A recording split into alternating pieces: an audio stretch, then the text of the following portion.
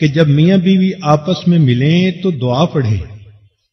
شادی کے بعد میاں بیوی کی ایک فطری تمنا ہوتی ہے کہ ہمیں اللہ تعالی اولاد سے نوازے، اس لیے کہ بچوں کے بغیر خوبصورت گھر بھی ویران اور بے آباد نظر آتا ہے۔ اللہ تعالی نے ہر مرد کے دل میں یہ خواہش رکھی کہ میں باپ بنوں، ہر عورت کے دل میں یہ خواہش رکھی کہ میں ماں بنوں۔ اس لیے ہم نے دیکھا کئی مرتبہ ایک لڑکی جس کی شادی کو کچھ سال گزر گئے، تعلیم یافتہ ہے، خوبصورت ہے، خامن کی محبت اسے ملتی ہے، گھر میں ہر چیز کی ریل پیل ہے، لیکن اداس نظر آتی ہے۔ اس کی وجہ کیا؟ کہ اس کو امید نہیں لگ رہی اور وہ ماں نہیں بن رہی۔ اس کے لیے وہ علاج معالجہ بھی کرواتی ہے، دعائیں بھی کرواتی ہے، تہجد پڑھتی ہے، اولاد کی دعا، قرآن پڑھتی ہے، اولاد کی دعا، کسی اللہ والے کی مجلس میں گئی، اولاد کی دعا، کسی فقیر کو کچھ دیا، اولاد کی دعا، حج عمرے پہ گئی، اولاد کی دعا۔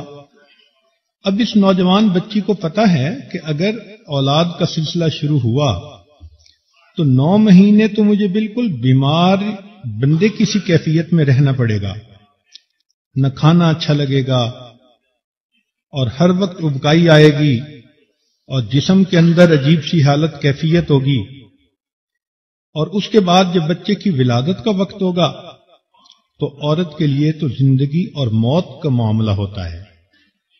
پھر اس کے بعد اس کو پتا ہے کہ بچے کی خاطر مجھے 2 سال کم از کم سلیپ لیس نائٹس گزارنی پڑیں گی، لیکن وہ یہ ساری تنگی برداشت کرنے کو تیار ہے اور دعائیں مانگتی ہے، اللہ مجھے اولاد کی نعمت عطا فرما۔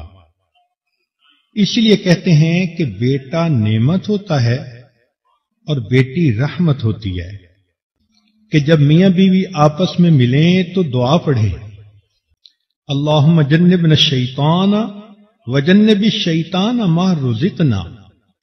حدیث مبارکہ میں آتا ہے کہ جو میاں بیوی ملاپ سے پہلے یہ دعا پڑھیں گے، اللہ تعالیٰ ان کی اولاد کو شیطان کے مکر سے بچائیں گے، اولاد نیک ہوگی۔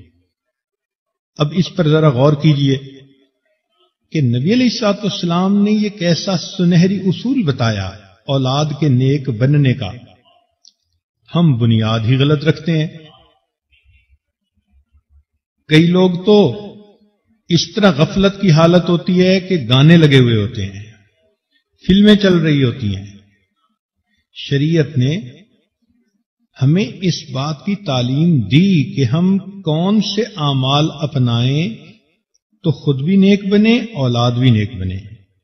اسی لیے انبیاء کرام نے نیک اولاد کی دعائیں مانگی۔